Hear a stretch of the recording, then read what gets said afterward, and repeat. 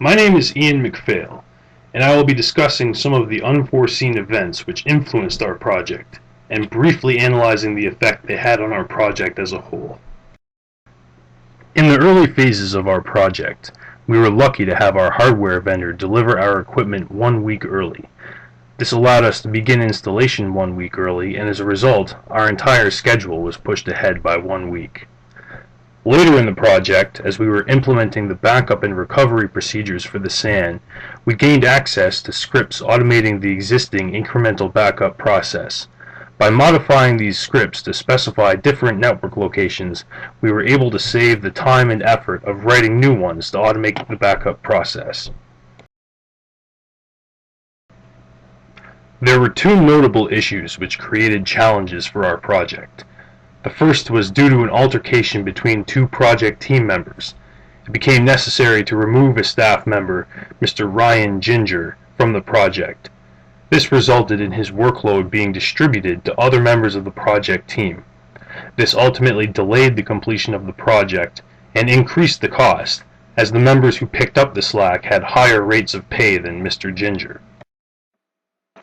The second issue was created by a somewhat sensational article published in the Hamilton Spectator. The article criticized Hamilton's data security, and although the article was largely exaggerated, it created the notion that private information regarding City of Hamilton residents was insecure, and that the residents might be vulnerable to identity fraud as a result. As Council was worried this may become an issue in the December municipal election, there was pressure from the City Council to finish the project a month early to avoid consequences at the polls. We accepted this challenge and agreed to move the deadline ahead by 1 month to help defuse this situation. The delay caused by the departure of Mr. Ginger was mitigated by the fact that our hardware arrived early and gave us a head start on installation.